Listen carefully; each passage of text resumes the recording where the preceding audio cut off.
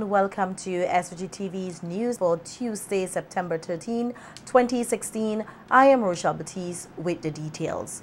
The reality that the Chill Spot Bar and Grill may soon be shut down seems to have come home to owner Lance Oliver during an interview with SVG-TV News earlier today.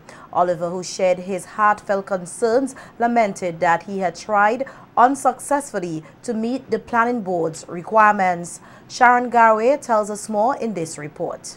Proprietor of Chill Spot, Lance Oliver, admitted that while the impending closure of his 5-year-old diner and hangout spot will be a hard blow, the toughest aspect will be laying off his 26 workers.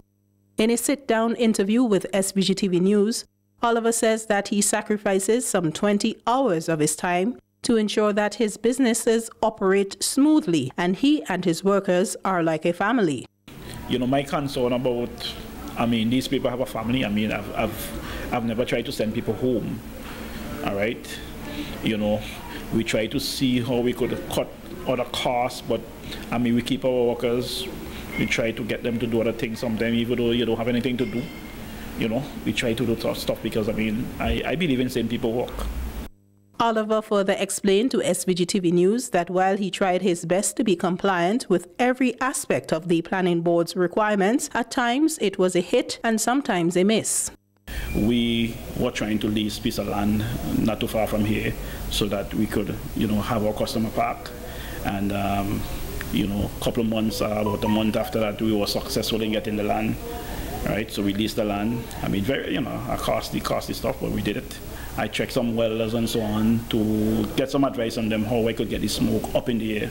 One guy came and he did some piping, all right, some piping from the grill, tried to channel the smoke up, all right, but that didn't really work like how I would have liked it to. He also expresses his shock over the short 2-week period given for the closure, as he has been working to meet the requirements of the planning board. I'm lost like you, because with what the planning reply stated that we were non-compliant, and some of the people saying that they were told that we don't listen, we wasn't hearing, when they told us to do stuff. It's totally incorrect. Oliver admits that running a business is never an easy undertaking, and although he has several other enterprises, the Chill Spot Bar and Grill is the most successful. We're willing to walk along, we just think that it's really unfair. And we just thinking that it's big time injustice what was serving us. Having development in any country is never an easy issue. You have residents and you have businesses trying to make a living, and residents of course, like I said, trying to have peace of mind. But the key issue here, and the key word, seems to be compromise. There are some 26 workers on the breadline in 3 days, and we will await to see what will happen and transpire in this fiasco. Reporting for SVG Television News, I am Sharon Garwe at the Chill Spot Bar and Grill. Thanks, Sharon. And the workers at the Chill Spot Bar and Grill also expressed their strong concerns over the impending closure of the Arnersville Eatery. I will be affected because I have 4 kids, and putting me out of job, how am I supposed to feed my kids? How am I supposed to send them to school? What will I tell them when they get up and say, "Mommy, I'm hungry"? Will I tell them, "Mommy ain't working today because the business closed or the workplace closed"? I have to tell them something. So after the home, a good length of time, I have nothing to do. So this man come and employ me, and I'm so glad. And it will hurt me a lot. And I've been working for the past 8 months. And I think this situation will affect me because I have my kids to send school. I have 2 kids. And I don't think they should just close us like that, okay? If there's another alternative, I think they should just think about something else, not to just shut us like that. Yes, it will affect all of us in the future. Because there's workers here that have kids and small kids and are going to school and they depend on this livelihood. SVG-TV News will continue to follow this developing story and will bring you more on the matter in another newscast. In other news, Director of Special Projects Dr. Audrey Gilt is encouraging the volunteers in the Zika training programs to keep an open mind as they prepare to tackle what the WHO describes as the most dangerous insect in the world. In her remarks during the launch of the mainland leg of the program on Monday, Dr. Gilt commended the respondents for taking an interest in the program, noting that their involvement not only safeguards themselves and the country, highlighting that the mosquito-borne virus is responsible for other life-threatening illnesses which are very costly to treat. Dr. Gilt urged the participants to maintain focus in the fight to rid the nation of the Aedes aegypti mosquito. For treating one patient, this is approximately some 30 or so thousand US dollars for treating one patient who developed the Guillain-Barré syndrome. St. Vincent and the Grenadines cannot afford neither the economic cost, the psychological cost, the social cost, any cost at all attached to a large number of persons developing either Guillain-Barré syndrome or microcephaly in the babies. Congratulate you for stepping forward to become volunteers in this fight against the Aedes aegypti mosquito. You did so at a time when people are complaining that there is nothing called volunteerism. Again, people do not volunteer their services, and especially for the younger person. Consider yourself to be soldiers fighting against the Aedes aegypti mosquito.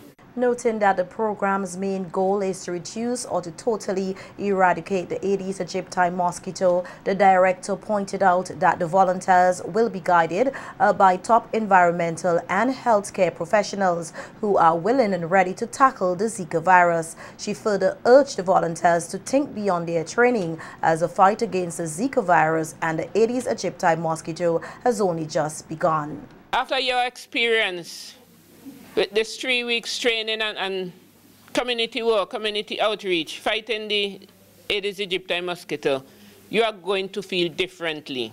It continues, because remember, the mosquito, its larva, its egg, they are somewhere lurking. So we expect that after this training, that you will continue to fight for yourselves and for the rest of St. Vincent and the Grenadines. You will not be going out into the community alone. You will be accompanied by our environmental health officers or vector control officers, I believe some nursing staff. The Ministry of Health is preparing T-shirts for you. Well, we have T-shirts in printing at this moment, so you'll be readily identified by the community members. Vincentians with knowledge on the history, heritage and culture of the local Garifuna peoples are expected to take center stage at the 3rd International Garifuna Conference to be held here from October 11 to the 12th. The conference, which will be hosted by the Garifuna Heritage Foundation in collaboration with the University of the West Indies Open Campus SVG at the Peace Memorial Hall, was officially launched earlier today. It will be held under the theme, the Garifuna Diaspora, Euromay, St. Vincent and Grenadines, Revival, Invasion and Reparations. During the official launching ceremony, President of the Garifuna Heritage Foundation, David Daki Williams, stated that the first conference in 2012 featured 17 panelists, 12 of which were non-Vincentians. However, this year specific, the planners ensured that there was an equal number of Vincentian presenters with knowledge on the Garifuna history. This year, we are making an effort to localize it. And we are doing so in order to identify and expose more of the local knowledge and expertise that we hope will serve in the ongoing functions of the International Garifuna Research Center. We, at this conference, expect to make a greater effort to encourage more students and more teachers of history to attend, as well as the Vincentian public, to become more engaged in the whole process of cultural retrieval. Deborah Dalrymple, the head of the University of the West Indies Open Campus, SVG, indicated her elation at the institution being part of a conference which creates a platform to showcase SVG's Garifuna heritage. So basically, the opening ceremony would just be giving you a taste as what is to come. I am very pleased as well when Darky mentioned that the conference will showcase, I'm a very proud Vincentian, and any opportunity for us to showcase who we are and what we do, I am so happy. And this year, the conference will in fact give us an opportunity to hear more from our own people about retrieval, about our history, and I'm also be looking forward to Vanessa's presentations in terms of showing us the French side of what has gone on in St. Vincent. Most of us know a lot about the British side, and I'm so looking forward to that as well. So thank you very much, ladies and gentlemen, for being here, and I look forward to your full participation in the conference, a very important conference. Thank you. Also speaking at the launching ceremony was Ure Pimentel, Venezuela's ambassador to SVG, who stated that his country has always placed a great level of priority on the issues facing the indigenous people of Venezuela, and is particularly pleased that Professor Guillermo Rivera, a foremost authority on issues relating to Venezuela's indigenous people, will be a participant at the conference. With the participation of Professor Guevara, in this event, we can learn more about the struggles of indigenous peoples in our countries, brothers as we are by a common root in the Carib heritage. In addition, he will take back to Venezuela the historical experience of the Carib and African heritage of our Garifuna brothers. Example of struggle and survival despite the most terrible genocide by the British imperialism in the 18th century. Once again, I want to thank the Garifuna Heritage Foundation and the University of the West Indies for the opportunity of participating in this conference that is so important for us. Special to our brother David Darky Williams, always a friend and supportive of Venezuela. Thank you, Darky. One motorist here is counting his lucky stars after escaping with minor injuries today when he fell off his motorbike in the Villa area. According to the police, Valmore Adams, a resident of Queens Drive and rider of motorcycle P3061, was traveling towards Kingston around 1:30 p.m. and upon making a turn at Tango's Gap in Indian Bay, saw a vehicle directly ahead, forcing him to apply brakes and causing him to fall off the motorcycle. Adams is reportedly being treated at the Milton Cato Memorial Hospital for bruises received about his body. Endorsing the government's policy of ensuring access to education at all levels, the Generation Next Inc. continued its efforts of supporting post-secondary students in the North Leeward constituency with its third annual Access to College Education Program Award ceremony held earlier today. SVG-TV's Nikita Tony was at the event and files this report.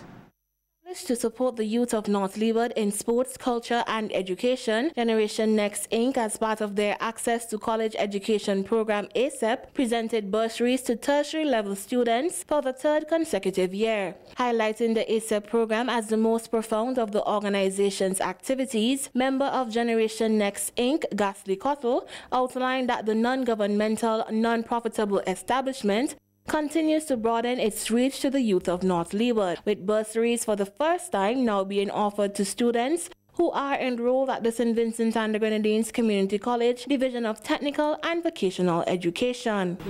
And parents want the best for you, but because of financial constraint, they may not be able to provide all of the necessary amenities, even to send you to school.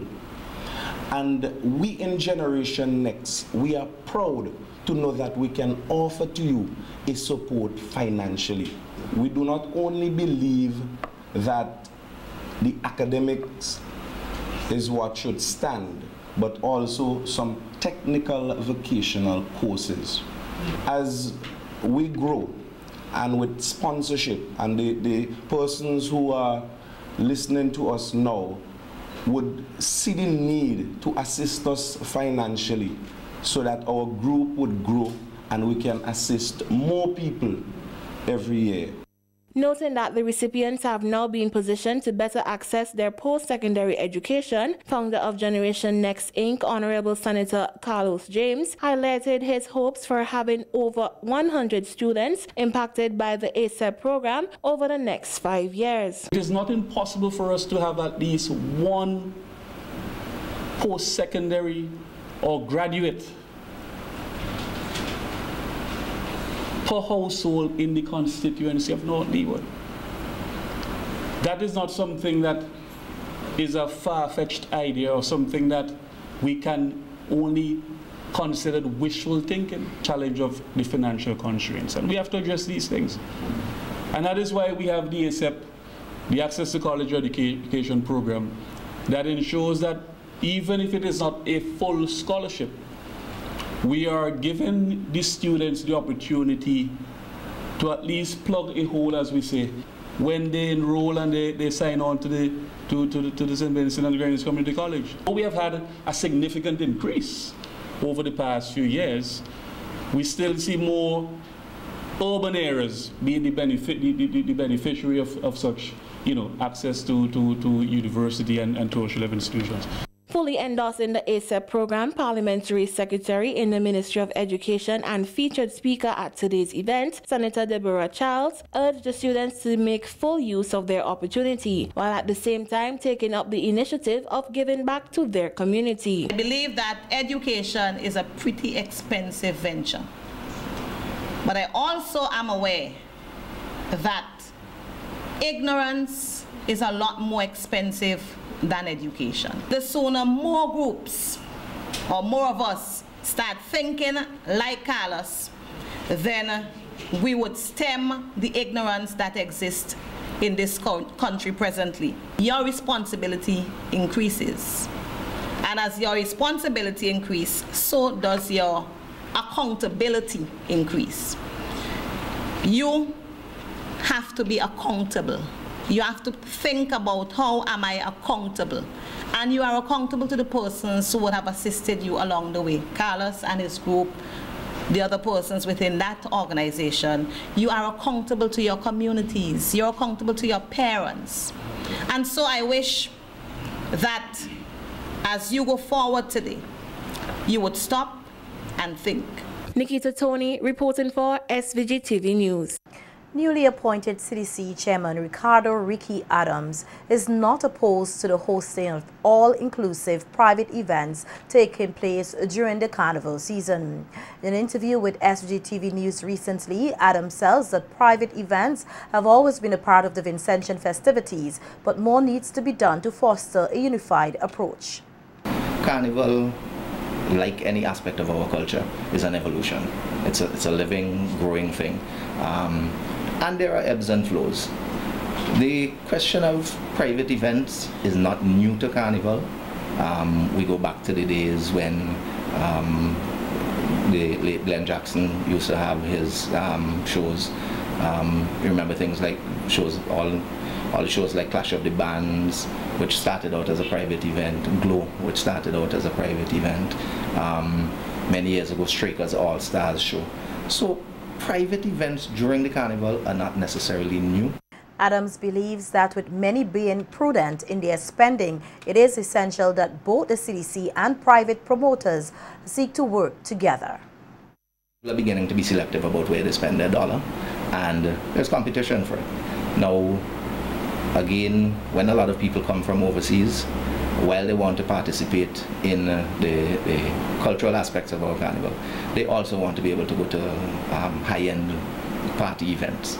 So there's a place for both to coexist, and I think the way forward is for us to be able to get the private promoters to work along with CDC, because a lot of people come here because Carnival is happening, so therefore CDC and the Carnival is a draw.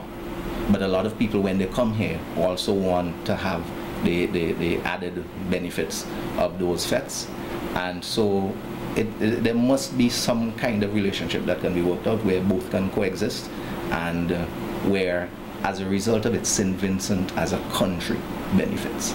And Chief Executive Officer of the Carnival Development Corporation, the CDC, Ashford Wood, has high praises for outgoing Chairman Dennis Ambrose. In an interview with SVG-TV News earlier today, the CDC CEO reflected on the initial appointment of both Ambrose and himself, stating that their professional relationship quickly developed into a brotherly bond. He further commended the outgoing chairman for his 15 years of service, noting that Ambrose was a key member of the CDC who had recognized the potential of the product of Vincy Mars. Meantime, Wood recalled Ambrose's achievements in regards to the expansion and promotion of Vincy Mars, noting his innovations to maximize on the 3-month festivities. He encouraged private promoters to have boat rides, fetes, beach picnics, which ensure that the visitor got a full package. In fact, I always remember our first visit to New York, and we were trying to push the Carnival to our people in New York to try and have them return.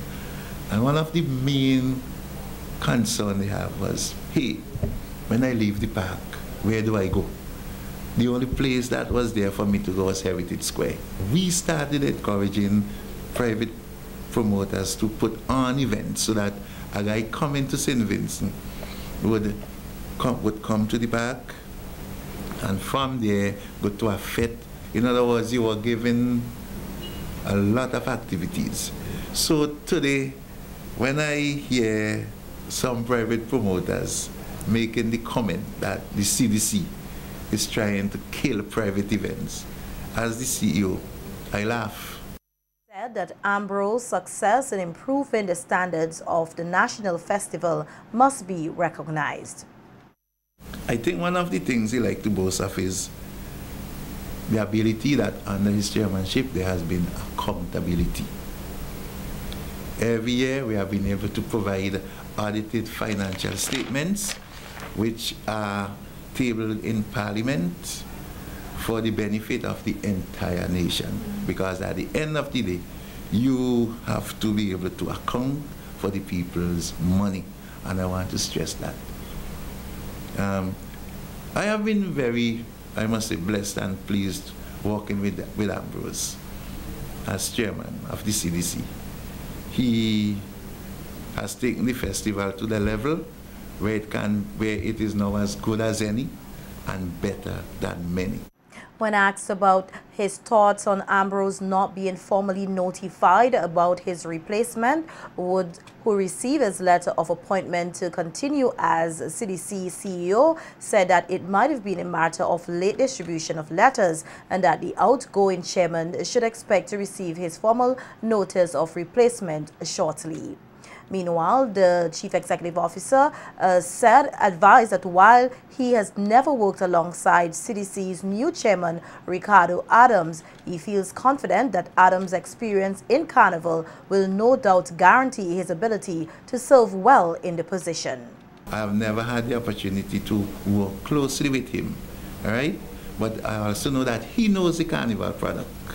He is involved in RJR, which is a Juve band. He has been working closely with Blandybird and friends, and I've seen him around, and I know he not only knows the Carnival product, but is also very interested in the development of the Carnival product. When you look at the composition of the new board, there are quite a few persons who would have been there over the past, and Ambrose also is returning as an advisor. So I am confident that although Dennis will not be at the helm, the new chairman, working in conjunction with the board, would achieve a lot. Let me put it another way, would continue to oversee the development of the festival.